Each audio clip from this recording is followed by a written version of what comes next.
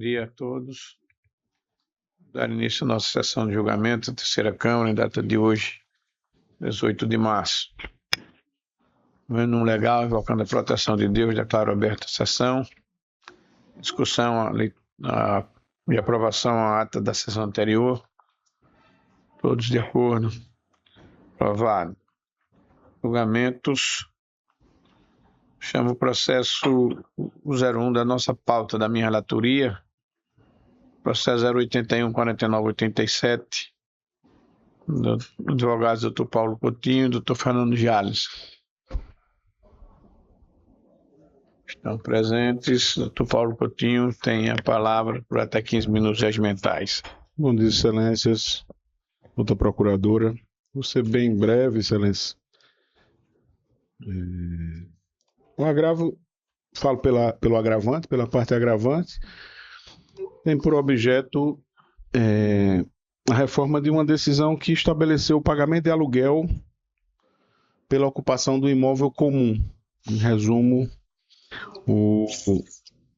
as partes eram casadas, houve um divórcio já decretado, de onde pende ainda a partilha de bens.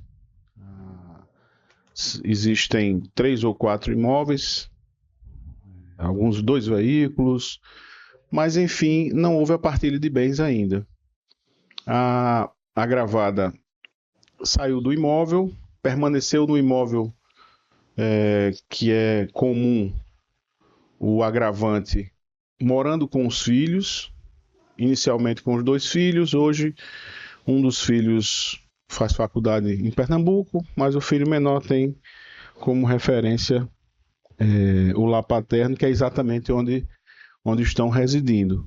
E o agravo tem por objeto questionar a decisão que determina ele pagar o aluguel, uma parcela do que seria um aluguel, para ex-cônjuge que não ocupa o bem.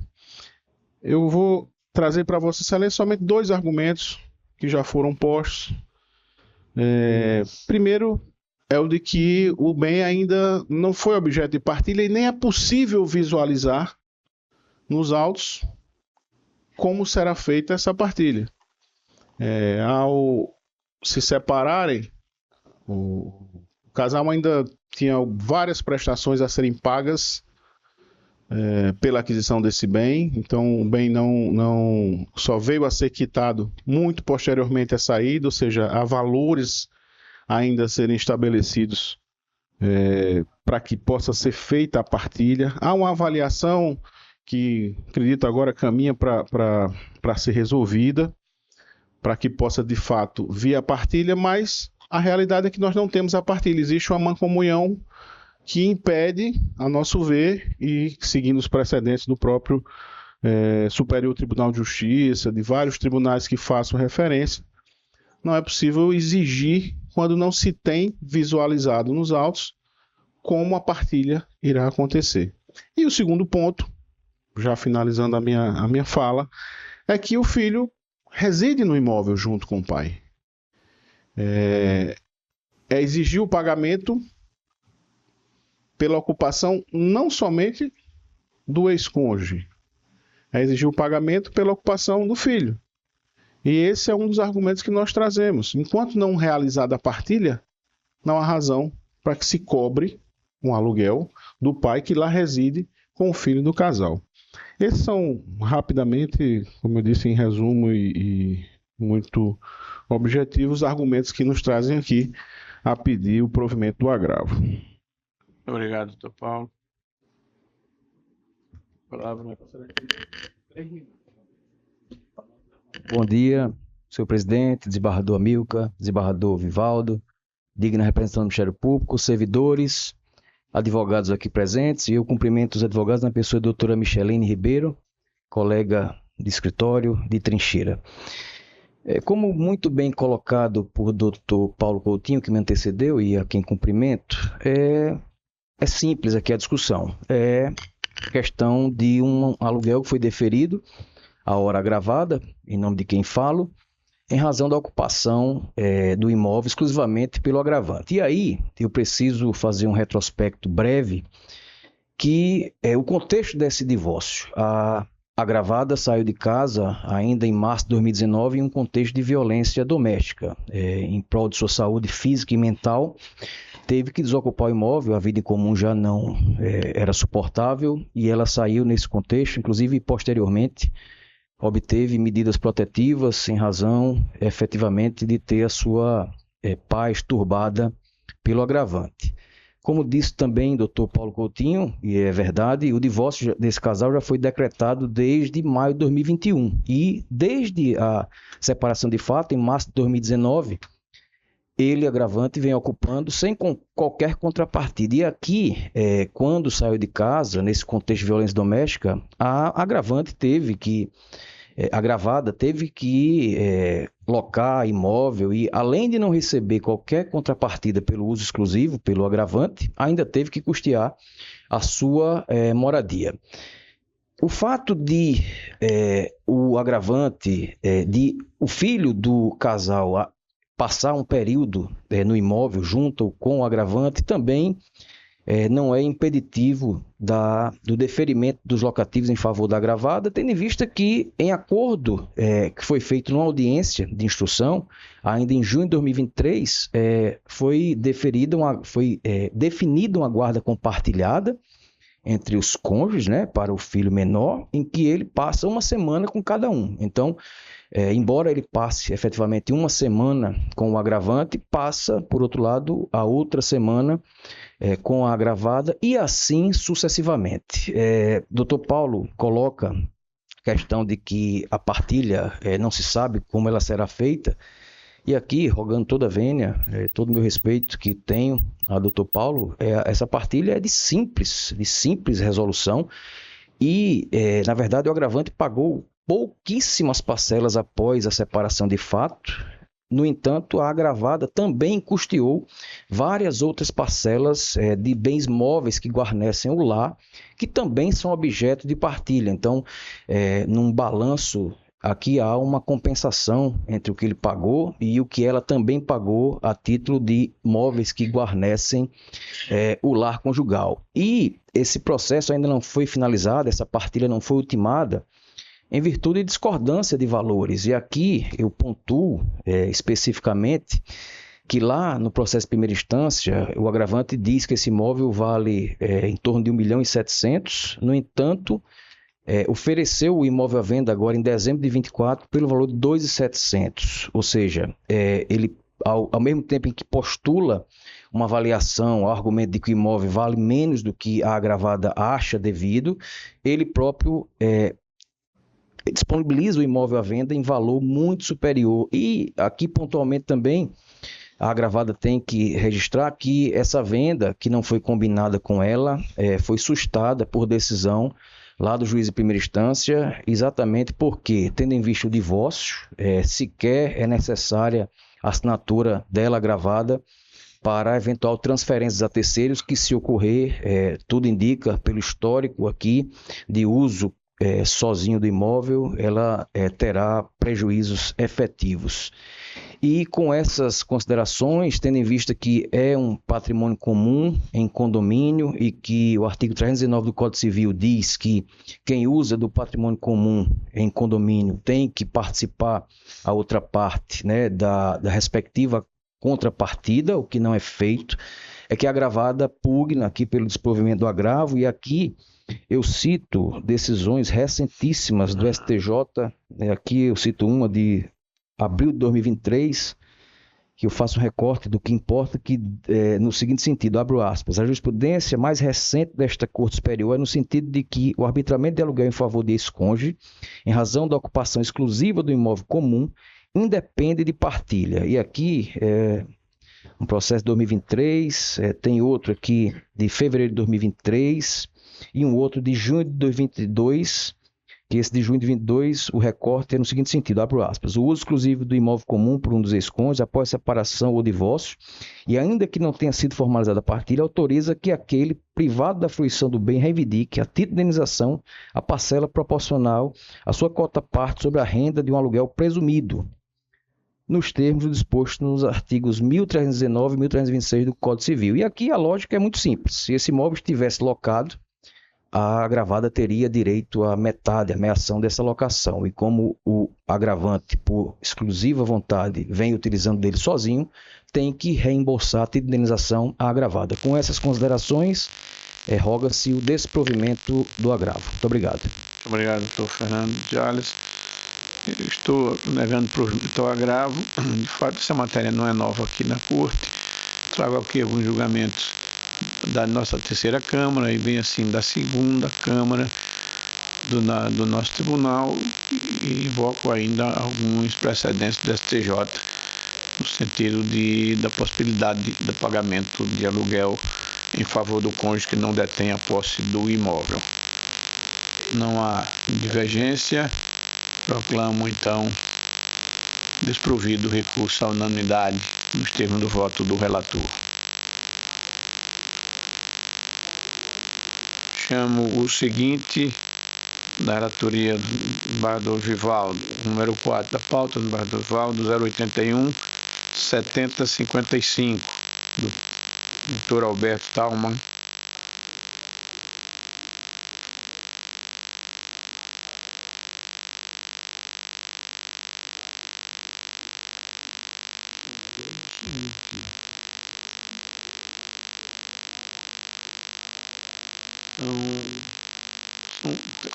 Há dois, os dois estão presentes, são dois advogados inscritos.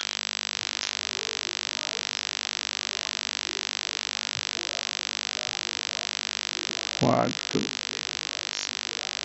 Esse é o 4, né? É um agravo do instrumento. Quem que fala pelo agravante? Doutor Vitor, tem a palavra. Excelentíssimo senhor presidente, em nome do qual saúdo os demais membros dessa corte, ilustre representante do Ministério Público, colegas servidores, colegas advogados, muito bom dia.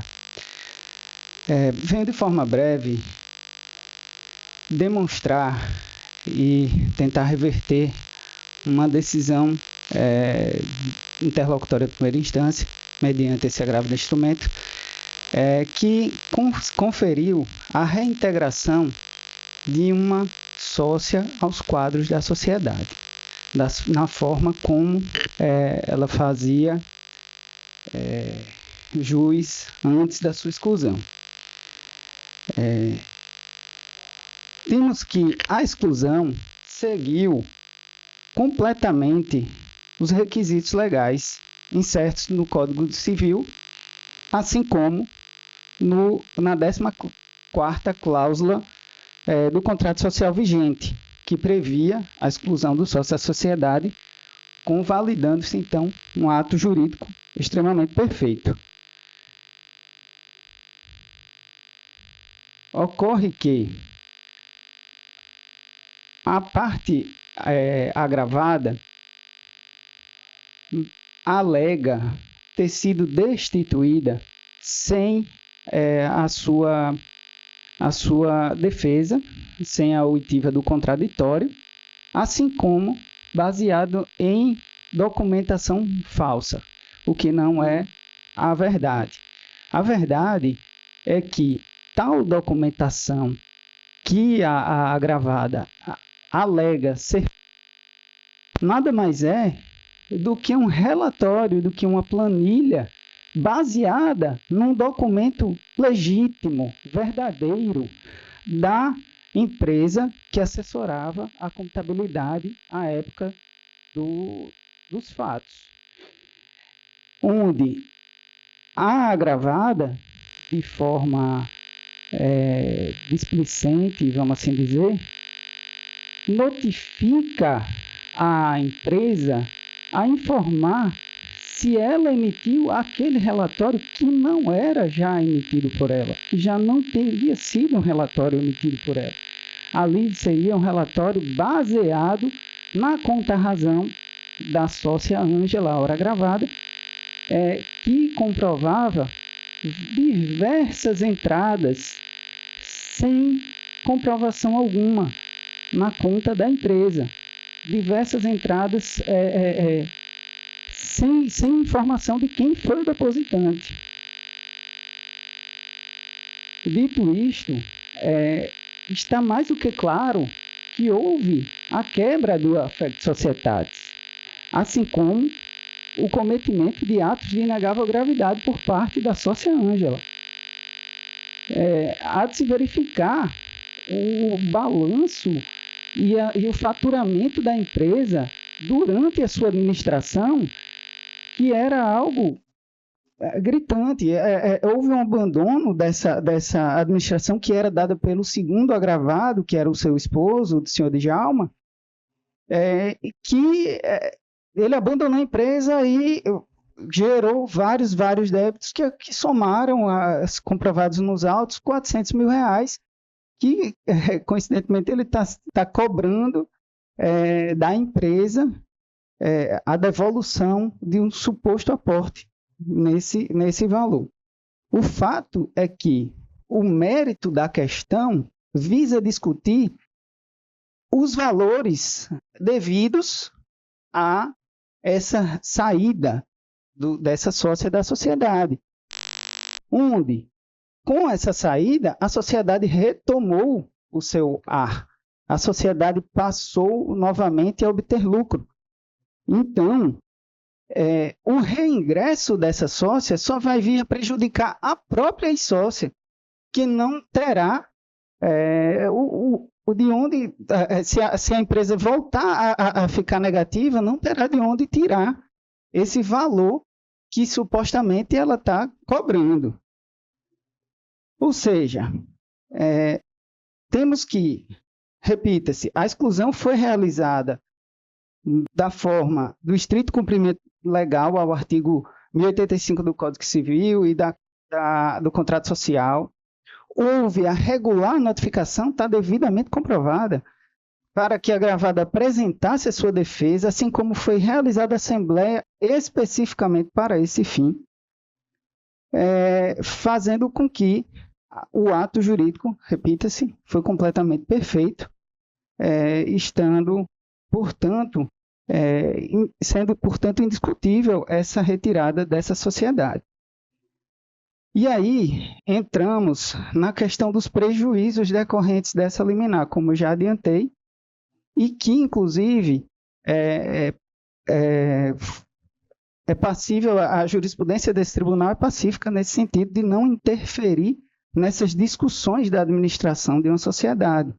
E aí eu cito, como citei nos memoriais, assim como citei no agravo, um processo da relatoria do desembargador Lermano Mota, em que no seu voto ele afixa também decisões do STJ nesse sentido. E aí eu peço vênia para ler a decisão do STJ da ministra Nancy Andrighi, abre aspas, as discussões judiciais acerca da administração de sociedades limitadas deve caminhar, via de regra, não para intervenção judicial na empresa, que só ocorrerá em hipóteses excepcionais, mas para a responsabilização do administrador improbo, para anulação de negócios específicos que prejudiquem a sociedade ou, em última análise, para retirada do sócio dissidente ou dissolução parcial da empresa. Então, repite-se, os requisitos estritamente cumpridos. Por esse motivo, pedindo vênia ao juízo singular, que a gente requer o provimento total do agravo. Satisfeito, excelência. Muito obrigado, doutor. A palavra do advogado agravada, 15 minutos regimentais. Bom dia, excelências. Bom dia, presidente Amauri. Bom dia, excelentíssimo relator Vivaldo Pinheiro. Bom dia, excelentíssimo desembargador Amilcar Maia. Doutora procuradora, demais presentes, bom dia a todos. Excelências, eu represento os agravados, o senhor Djalma e a senhora Ângela.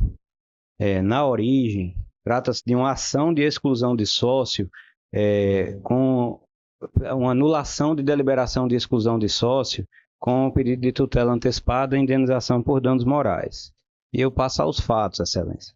Em 2017, a senhora Ângela pagou R$280 mil ao senhor Sérgio, réu na origem, para adquirir 40% da empresa em questão, que é a Coru, é a agravante. Na época, o senhor Sérgio e a senhora Ângela ficaram como administradores conjuntos da empresa, o que perdurou até que o senhor Sérgio, que detinha 53% da empresa, mesmo após a venda das suas cotas, de parcela das suas cotas, ele operou a destituição da senhora Ângela como administradora. Logo no início, antes do conflito se deflagrar, percebendo que a Coru vinha performando muito mal, os agravados efetuaram cerca de R$150 mil em empréstimos em favor da Coru. E isso acontecia custeando despesas diárias da Coru. E, na época, os agravados juntavam os comprovantes junto à contabilidade que registrava esses empréstimos. Peço vênia ao colega, a despeito de sua brilhante sustentação, esses empréstimos estão exaustivamente comprovados. Comprovantes fiscais, comprovantes, recibos, comprovantes de transferência, estão todos nos autos. Cada centavo que é cobrado nas competentes ações de cobrança está comprovado nestes mesmos autos. Então, além desses 150 mil nas suas pessoas físicas, o senhor Djalma emprestou ainda R$110 mil através de uma pessoa jurídica sua. Então, eles fizeram, os agravados, desembargador Amilcar, eles fizeram um investimento de mais de R$500 mil para compor essa sociedade. No início, após esse investimento, a performance da empresa melhorou, mas depois voltou a piorar. E no que voltou a piorar, o senhor Sérgio, que hoje é o único administrador da Coru, passou a atribuir culpa exclusiva dessa baixa performance ao senhor Djalma, que na época contava com a procuração pública da senhora Ângela para praticar alguns dos atos de gestão da Coru. Então, em 15 de março de 2021, a Coru realizou uma assembleia que destituiu a senhora Ângela. O senhor Sérgio tinha 53%, para ele era muito natural obter esse resultado na deliberação. Só que naquela mesma oportunidade, como se vê da ata que consta dos autos, o senhor Sérgio e os demais presentes, todos os sócios estavam, eles reconheceram que havia uma dívida da Coru para com os agravados. Todavia, estranhamente, o senhor Sérgio, a partir dali em diante, passou a dizer que só pagaria se houvesse a comprovação. Ora, essa comprovação ela foi enviada para o senhor Sérgio e para os demais sócios, não uma, não duas, mas 3 vezes, excelências. E o senhor Sérgio passava a dizer que aquilo não comprovava o débito, aquilo não comprovava o empréstimo.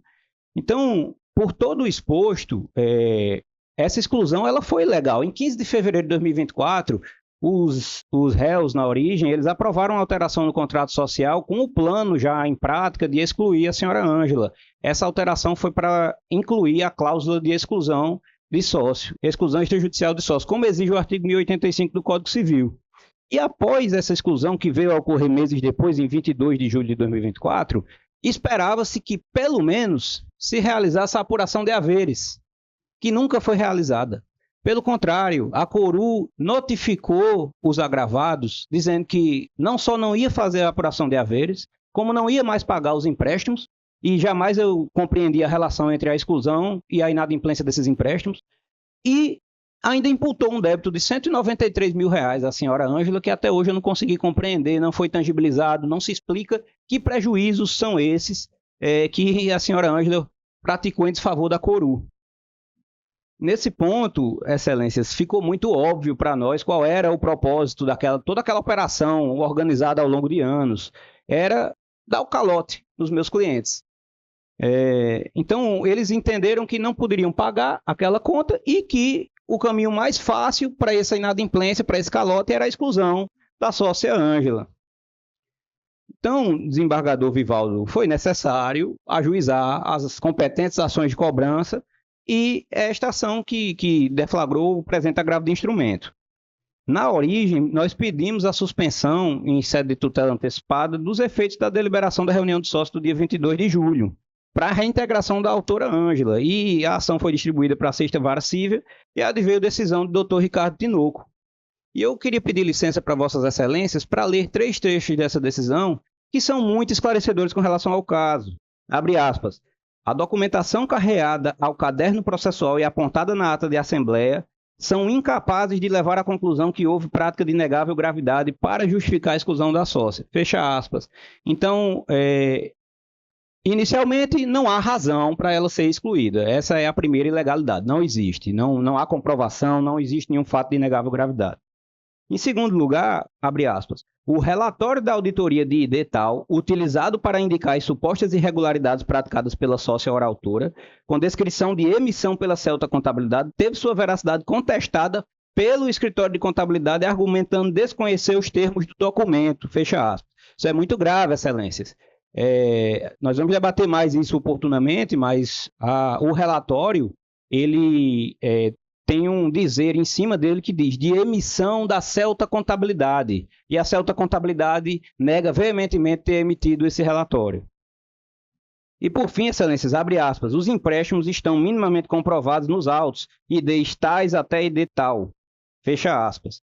Então, dizer que esses empréstimos não estão comprovados é simplesmente ir contra a prova que está nos autos. Chega a ser absurdo. Então, a parte agravante interpôs o presente agravo e deduziu um pedido de tutela recursal que foi indeferido pela excelentíssima juíza convocada, a doutora Maria Neise, nos seguintes termos, abre aspas, a descrição das condutas aduzidas pelos demais sócios para exclusão da agravada foram genéricas, não cabalmente refletidas no caderno processual, dificultando a própria defesa da parte, fecha aspas. Depois dessa decisão, a agravante protocolou sua contestação na origem, juntou os documentos que julgava suficientes à comprovação de sua tese defensiva e deduziu um pedido de reconsideração, que o Dr. Ricardo Tinoco novamente julgou, peço licença mais uma vez para a leitura, abre aspas, em que pese toda a argumentação da parte demandada, ela sequer em seu pedido de consideração, bem como na contestação, acostou prova capaz de ilidir o fundamento esposado na decisão constante no ID de número tal, fecha aspas. Então, excelências, essa é uma tutela que já foi confirmada 2 vezes, monocraticamente por esta egrégia Câmara, na origem novamente por Dr. Ricardo Tinoco. E as razões desse agravo, a razão principal desse agravo é dizer que os relatórios contábeis, o parecer técnico, os documentos fiscais comprovam de forma inequívoca as fraudes praticadas pelos agravados. Então, até hoje, eles sustentam que houve fraudes. Mas, excelências, o que se extrai do recurso do agravante é que o senhor Sérgio e seus demais sócios, eles consideram que emprestar dinheiro para sua própria empresa sem o suporte de um contrato escrito é fraude contábil. Eles acham que um sócio não pode emprestar dinheiro para a própria empresa sem um contrato que dê suporte. É inacreditável, excelências, mas é por isso que nós estamos aqui hoje. É por isso que essa operação de anos foi mobilizada, por isso que hoje estamos mobilizando recurso do judiciário. Porque a agravante e os demais réus julgam que não se pode emprestar dinheiro à própria empresa sem um contrato que dê suporte. Todavia, o próprio senhor Sérgio fez isso diversas vezes. Como se extrai dos autos, das atas de reunião com a Celta Contabilidade, o senhor Sérgio pagou despesas também, adiantou despesas e depois ele próprio compensou essas despesas sem jamais ter sido acusado de defraudador. Então, em suma, excelências, primeiro, inexiste razão para a exclusão extrajudicial da sócia Ângela, porque jamais praticaram qualquer ato de inegável gravidade e não há nenhuma comprovação nos autos disso. Segundo lugar, a dívida existe e está integralmente comprovada. Em terceiro lugar, o senhor Sérgio acusa os agravados de terem praticado fraude contábil, mas na época o senhor Sérgio era administrador e ele administrava o contrato do fornecedor de serviços contábeis. Em quarto lugar, desembargador Amilcar, o senhor Sérgio afirmou na reunião de exclusão do dia 22 de julho que os agravados patrocinaram a fraude contábil através da Celta Contabilidade, somente porque a senhora Ângela mostrava os comprovantes dos pagamentos que havia adiantado e a contabilidade, naturalmente, como era seu dever, registrava isso nos registros contábeis, no livro Razão. Em quinto lugar, a questão da falsificação documental é muito grave.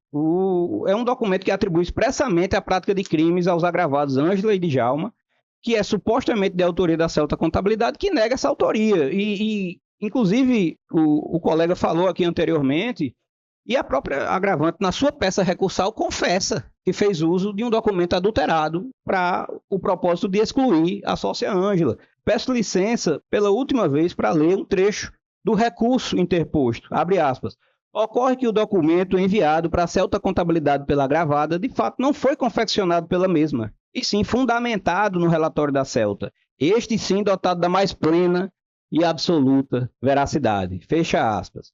E por fim, o senhor Sérgio, depois de todo o ocorrido, ele trocou de contabilidade 2 vezes até finalmente encontrar uma contabilidade que performasse os seus desígnios.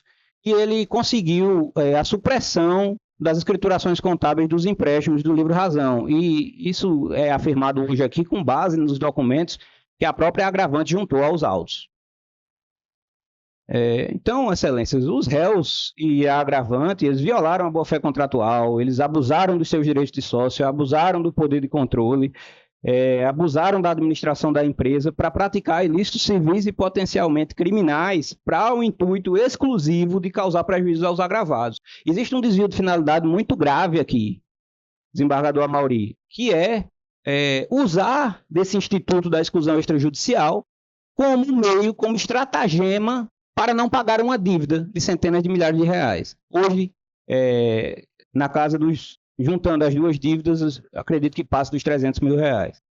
Então, por todo o exposto, e considerando que hoje o senhor Sérgio, que foi o grande perpetrador de todo o ocorrido, o narrado, considerando que o senhor Sérgio é o único administrador da Coru, é extremamente necessário que a senhora Ângela seja reintegrada ao quadro societário, seja manutenida como sócia, até que advenha a sentença na origem, porque a sua ausência da empresa só aumenta o risco de prejuízos irreversíveis maiores do que ela e o seu marido já suportaram.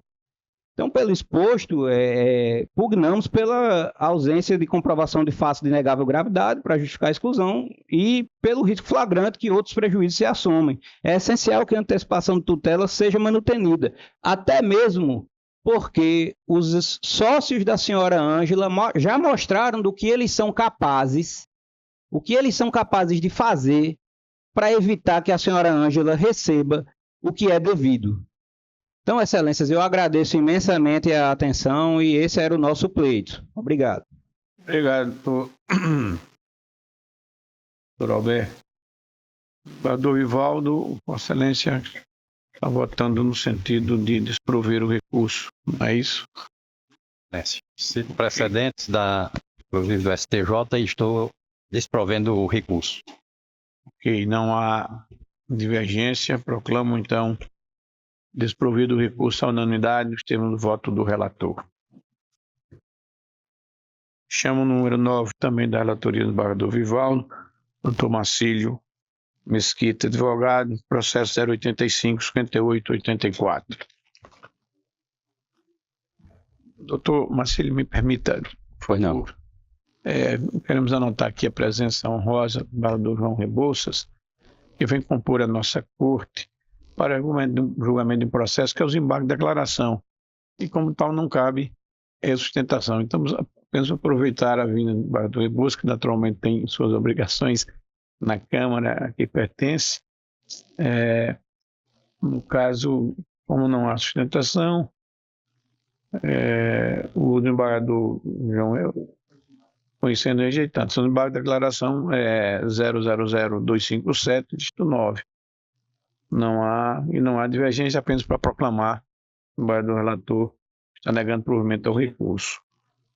Muito obrigado, doutor João. É um prazer sempre, desembargador João Rebouças, tê-lo aqui. Obrigado pela atenção, doutor Marcílio. Tem a palavra agora. Eu falo pelo apelante e apelado, Nabar Francisco. Aqui, deixa eu ver. Não, fala pela parte apelante e apelado, né? Que é o Nabar Francisco, a parte autora. Do apelo, uma inscrição de outro advogado, não, né? Ok, é a palavra. Pois não, excelência. Bom dia a todos, sempre uma honra ocupar esta tribuna, apesar do calor de hoje. Mas vamos em frente. O caso posto em mesa hoje trata-se da aquisição de um imóvel na planta ainda, um prédio residencial, situado na praia de Ponta Negra, ali na região de Ponta Negra. aonde, por óbvio, como de costume, esse imóvel foi comprado na planta para ser entregue totalmente finalizado e sem qualquer tipo de ônus pendente sobre o mesmo, salvo se, porventura, tivesse uma inadimplência do próprio adquirente, o que não é o caso dos autos e nem se fala nesse aspecto. E alguns dos pedidos foram julgados procedentes, outros improcedentes. Quanto à improcedência do pedido que nos traz aqui, que foi objeto do nosso recurso, diz respeito à comprovação da efetiva mora na entrega desse imóvel, conforme exatamente contratado. E essa mora se deu, dentre outros aspectos, em 2 pontos relevantes que nós vamos centrar aqui.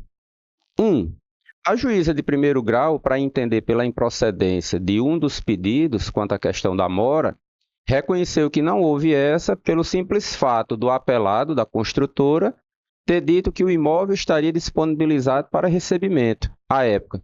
Sim, o imóvel foi disponibilizado, mas foi disponibilizado de forma incompleta, não acabado e pendente de ônus sobre o mesmo.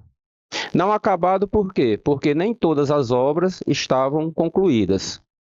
E aí as fotos que estão nos autos, colacionadas desde a petição inicial, já demonstram isso, que à época do ajuizamento da ação, o empreendimento e o próprio imóvel do apelante ainda não estava 100% pronto e próprio para o uso conforme foi adquirido.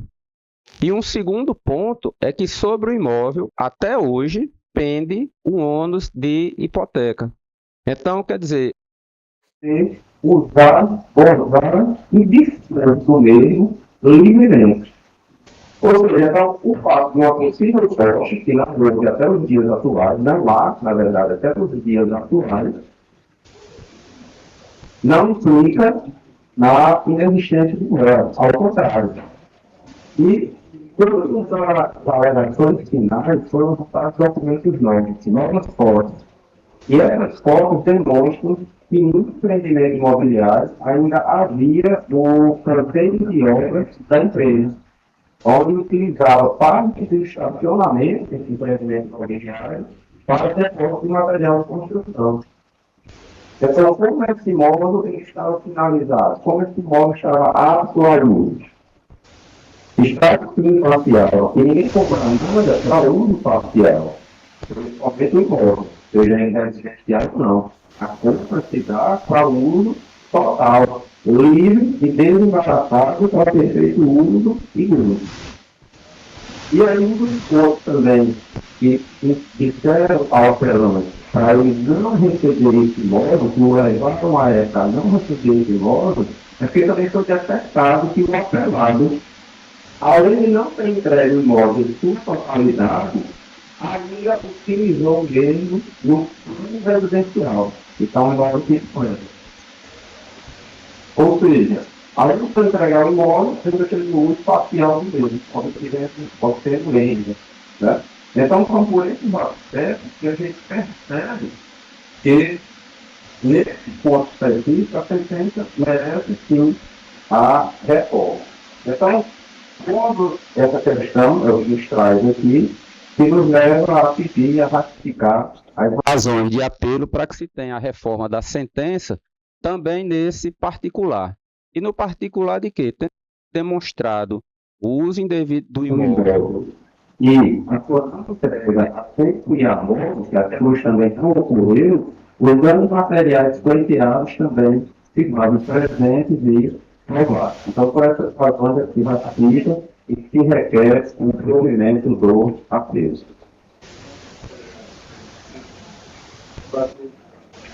Obrigado.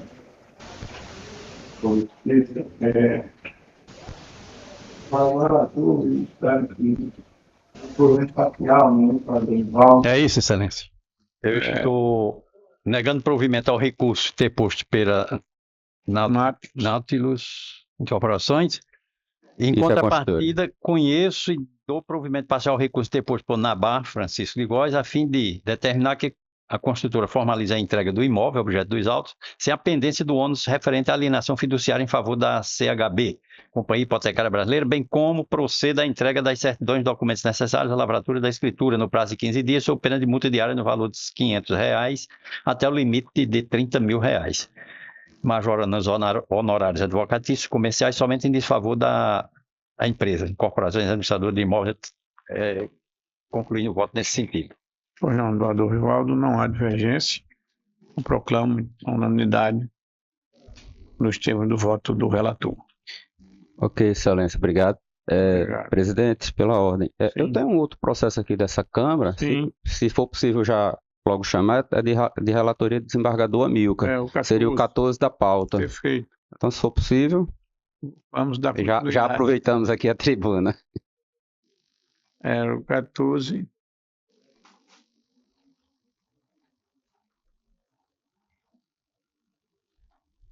O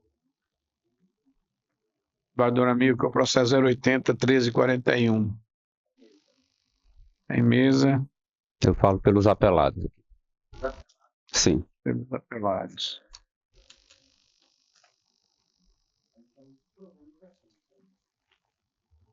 Perfeito. Não há divergência. No caso, então, dispensei por relatório. O relatório é sustentação. Sustentação. Dispensado, portanto, e desprovido o recurso à unanimidade nos termos do voto do relator. Perfeito. Bom dia a todos, que a sessão continue profícua, como de Muito costume. obrigado, doutor Marcílio. Chamo 03 do relator Esbardou Vivaldo Pinheiro. A Unimed, esse não funciona.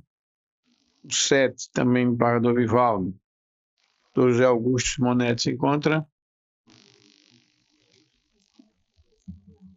O 7, se não me falha a memória, desembargador Amilcar, lei sim. por suspeição. Haveria convocação de outro desembargador para hoje Estamos ainda? aguardando. O desembargador Cláudio Santos foi convocado. Então eu aguardo, excelência. Obrigado. Ok, muito obrigado.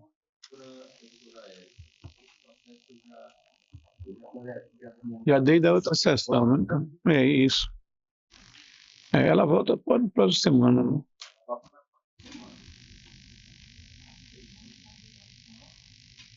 Mas ele está em sessão. Vamos aguardar de qualquer forma, já que houve a convocação. Chamar o processo do 5 da pauta. Relatorismo Bardou Vivaldo. Doutor João Eduardo Soares Donato se encontra?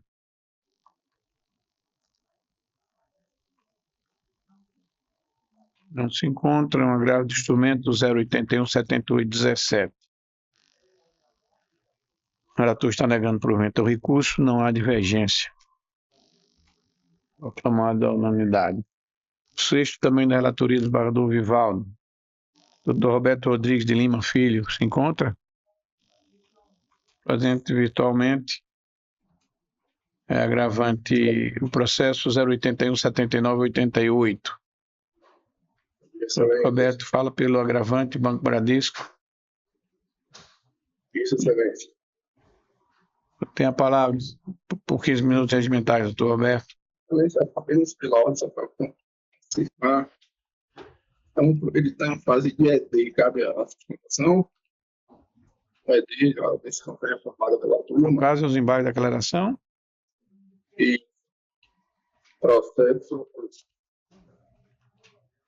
Os embargos é o seguinte, né? Que é o 080-7915, é o 7 da pauta. 080, não. É o de São Francisco Ferreira Júnior. 0342. No caso, não. O caso do Francisco Ferreira Júnior não cabe. Tem embargo de declaração. Esse que o funcionário chamou ele. É o 6º. É o 081-7988. É o 6º da pauta. Agravante Banco Bradesco e agravante Rita Dantas da Silva. Não está comigo nessa. Ok, Vossa Excelência. Dispensa a sustentação. Preferência, excelência. No caso,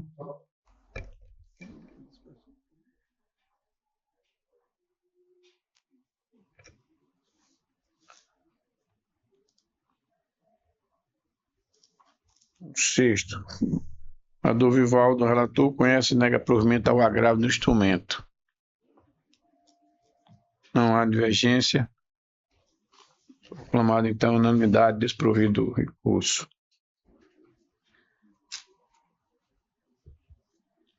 É o 7, que é a suspeição também do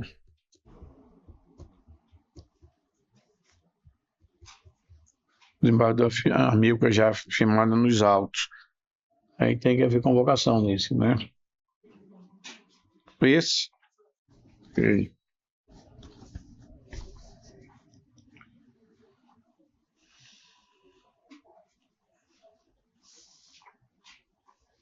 Nove já foi julgado. O 8.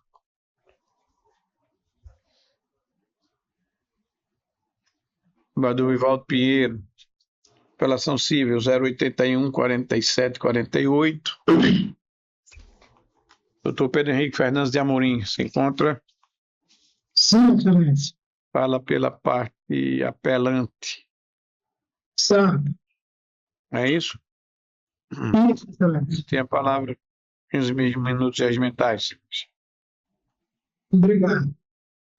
Gostaria de saudar primeiramente o presidente da sessão, o desembargador Amauri Sobrinho, o eminente relator, o desembargador Vivaldo Pinheiro, o desembargador Amilcar Maia, senhores e senhoras servidores, colegas advogados presentes nessa sessão. Hoje venho sustentar pelo apelante num recurso em sede de embargos à execução, onde o juiz de primeiro grau concedeu quitação a um título executivo, a um contrato formal, mediante uma suposta transação verbal inexistente e pagamentos parciais realizados pelo devedor.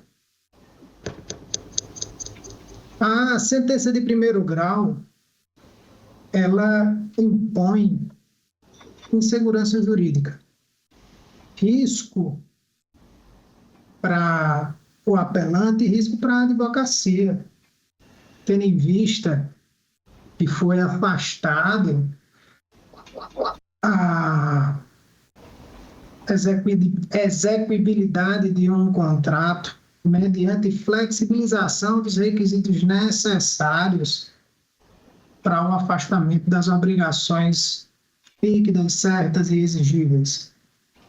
Nas execuções, o ônus do exequente é comprovar a existência do título executivo, tendo o credor ajuizado sua execução fundada em um contrato de honorários firmado entre as partes, assinado, plenamente válido, atendendo ao requisito do inciso 3 do artigo 784 do Código de Processo Civil, do artigo 24 do Estatuto da Advocacia e acompanhado de parecer contábil, no qual foram considerados todos os pagamentos parciais realizados pelo devedor. E ao executado, cabe o ônus de comprovar sua quitação. Ou outro fato modificativo, impeditivo dessa execução.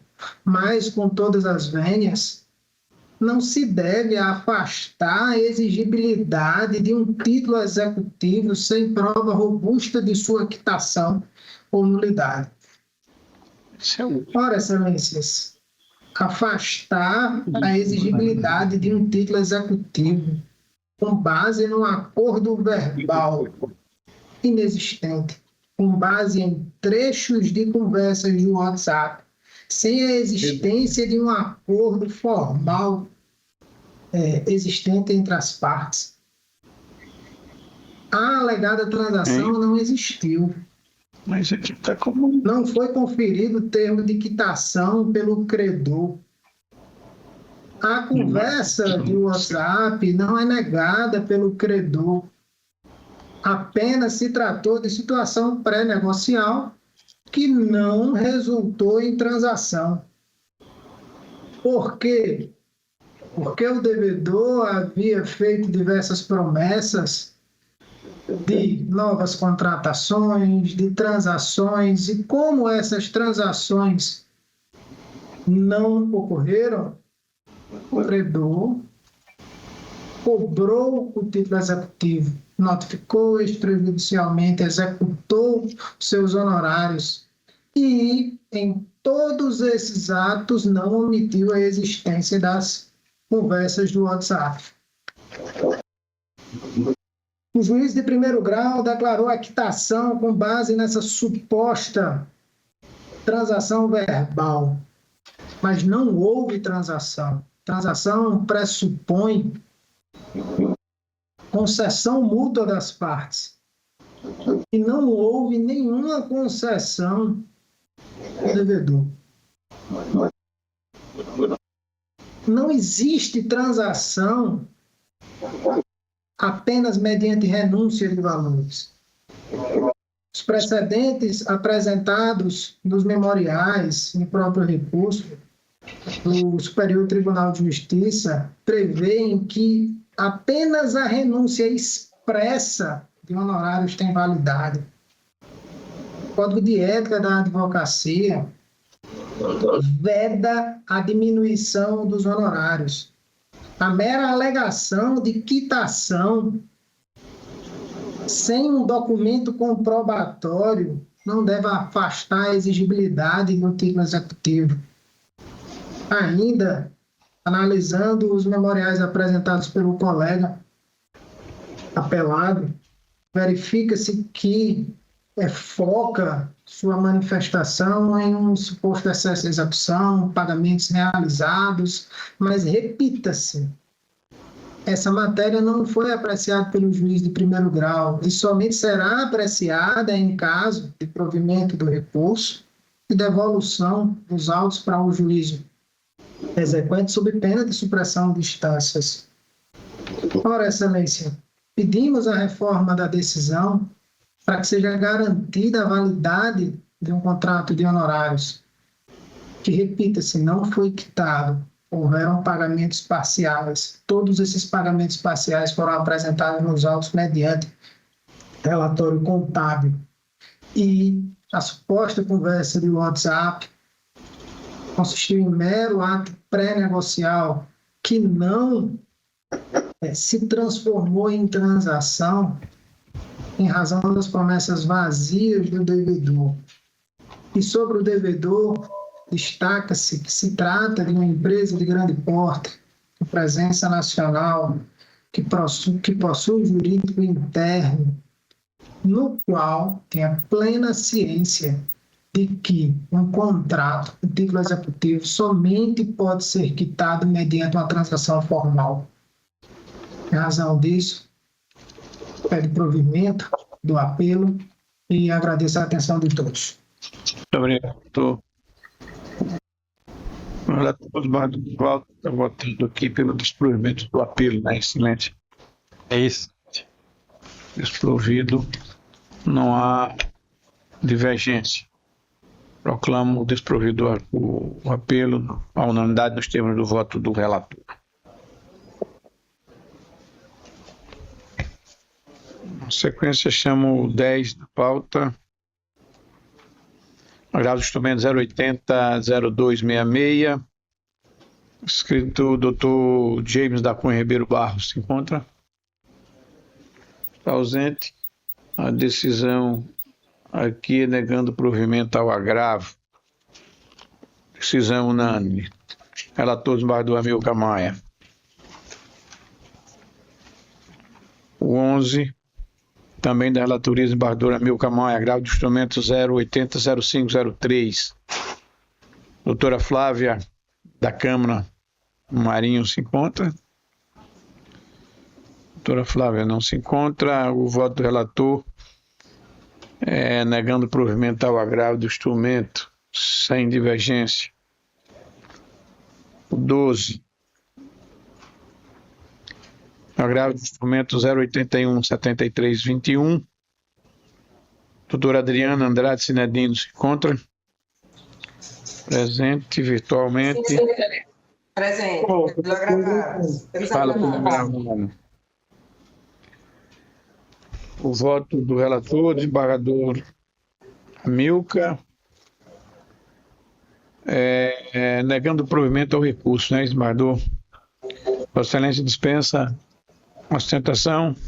Dispensa, Excelência. Muito obrigada. Bom dia, doutor. Muito obrigado, doutora, por proclamar então na unidade desprovido do recurso.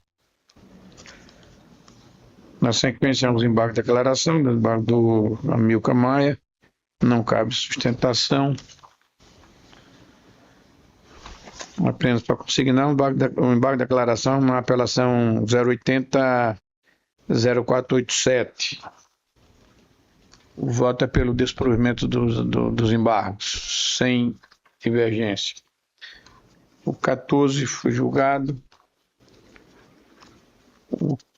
Chamo o 16. Doutor Bruno Henrique Saldanha Faria se encontra?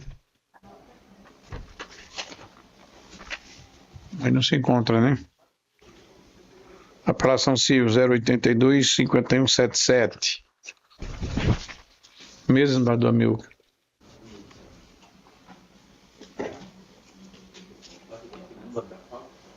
É o 16. O doutor Bruno está sustentando na outra Câmara.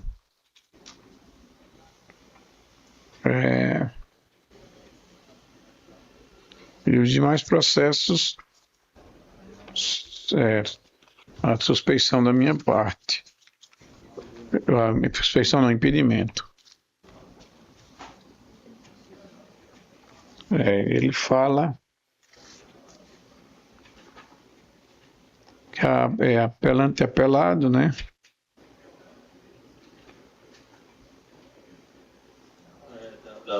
NAP Vida.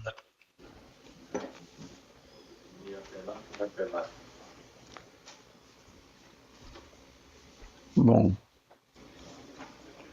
E na sequência tem os agravos do instrumento, que tem que haver convocação, não é isso? Não foi convocado ainda, não? Vamos aguardar a presença do Cláudio.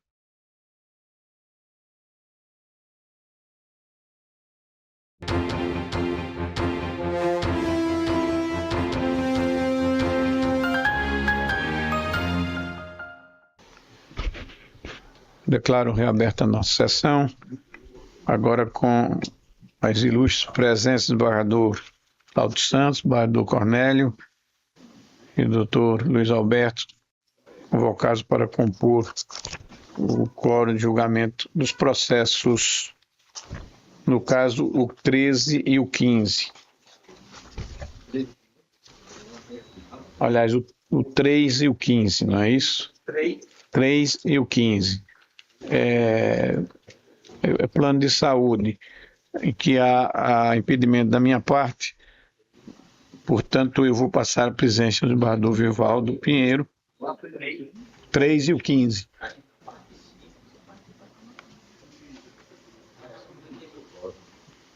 Já, no caso.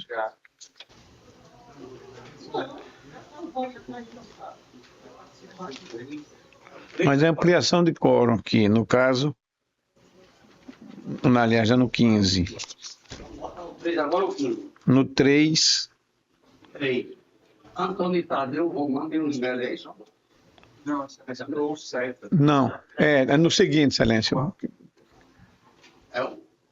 É o 3, exatamente.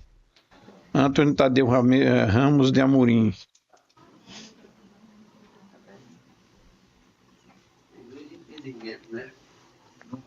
Ninguém presente, eles não tem. Não. O relator, pagado igual. Isso. Impedimento dele. Isso. Então pronto, eu assumo a presidência com muita honra e deixa-me ver aqui, o voto vem... Fernando chegou agora. Ah, meu Deus. Já passou, já bateu. Agora, beleza? Tá no celular. Pode ser? Pode, já passou. Então pronto, o voto aqui, o meu voto é pelo não provimento do 3, o agravo de instrumento. Desembargador Amilcar registrou o voto, então é o voto do desembargador Cláudio, nesse 3. Não chamou.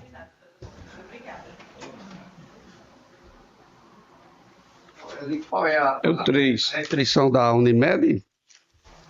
Ver aqui. Até para não julgar diferente de lá. Direito do consumidor.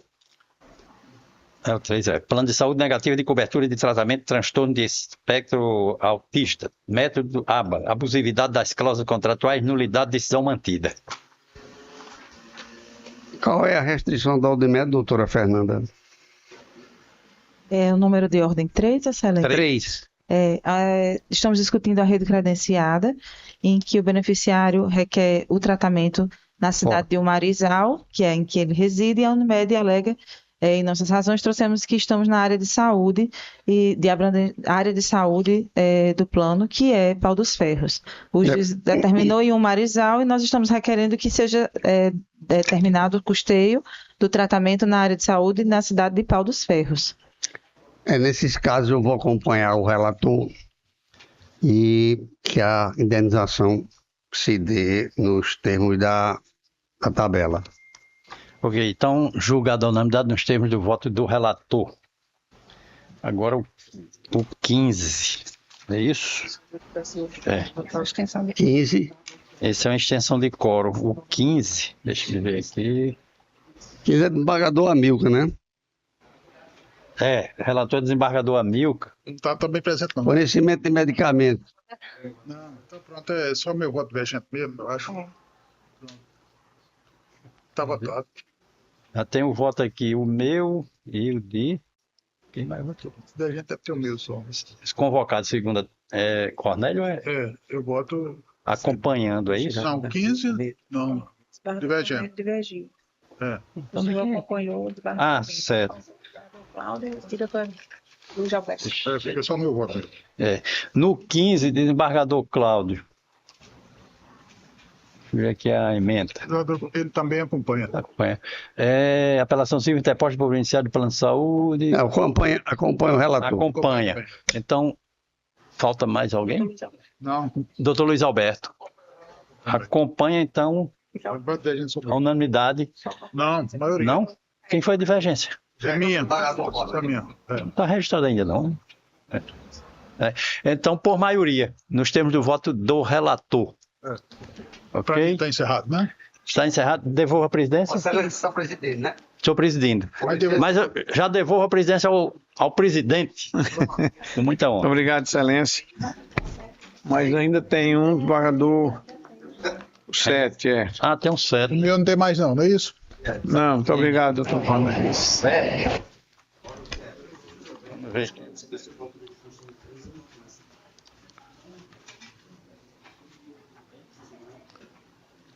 Esse eu afirmo suspeição, porque eu já havia afirmado suspeição na minha Câmara. Pois não. A respeito desse processo. Ok. Então não há quórum para julgamento, fica postergado para a sessão. Muito obrigado, doutor. Em relação a organização.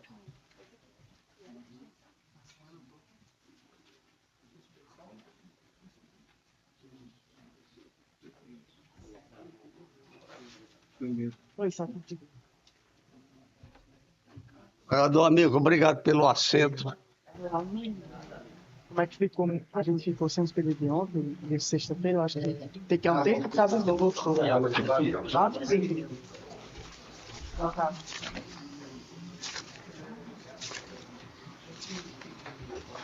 Por fim, dando continuidade à nossa sessão, eu chamo o 16 da pauta, Apelação Civil 082-5177, da relatoria do desembargador Amilcar Maia. Qual? O 16, Excelência. O 16. Inscrito para sustentação, doutor Bruno Henrique.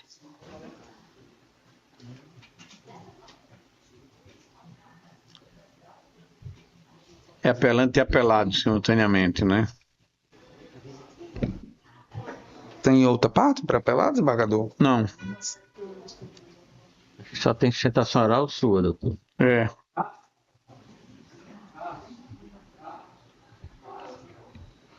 Senhor presidente, posso começar? Palavra, excelente. Excelentíssimo desembargador presidente, desembargador Amauri e demais julgadores integrantes desta corte, ilustre representante do Ministério Público, meus nobres colegas advogados. Senhor presidente, trata-se de uma sentença prolatada pelo juízo da 15ª Vara Civil da Comarca de Natal, que julgou procedentes parcialmente os pedidos encartados na exordial no que diz respeito à obrigatoriedade da operadora de plano de saúde apelante e apelada de custear o tratamento multidisciplinar do menor, pessoa diagnosticada com transtorno do espectro autista, bem como condená-la a pagar uma indenização extra patrimonial de R$5.000. Eu vou me resumir aqui a parte da apelação da operadora, porque no que diz respeito ao tratamento multidisciplinar como um todo, a única parte que seria controversa, ela já foi excluída da sentença, que foi a questão de tratamento em ambiente natural, domiciliar e escolar, que sequer, desembargador Amilcar, foi perseguido na petição inicial, já que o aba dessa criança era em ambiente exclusivamente clínico.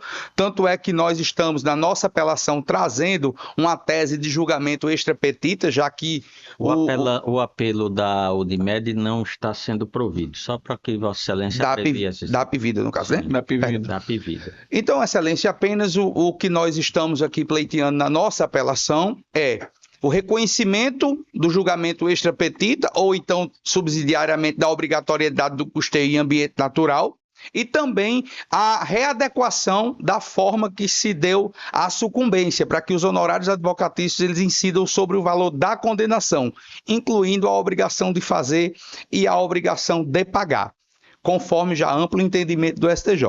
Então, tendo em vista que a apelação da operadora foi desprovida, eu creio que tenho como suficiente os fatos já apresentados no corpo do processo, Excelência. Então, pugnando pelo desprovimento da apelação da operadora e pelo provimento da apelação do usuário.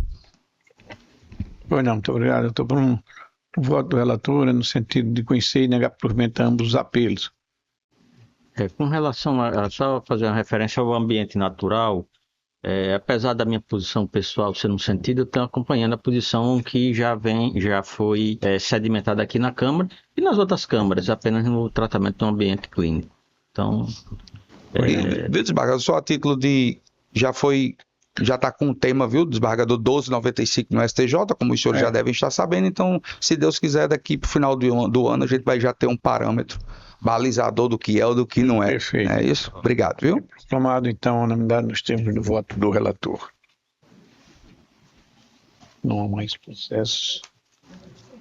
Esgotada a nossa ordem jurisdicional, declaro, portanto, encerrada a nossa sessão neste ponto. Na ordem administrativa da presidência não há proposições. Desembargador Vivaldo. Também não, Excelência. Desembargador Amilcar. Também não tenho, Excelência. Também não há processo também administrativo para julgamento, de maneira que, agradecendo a presença de todos, declaro encerrada a nossa sessão.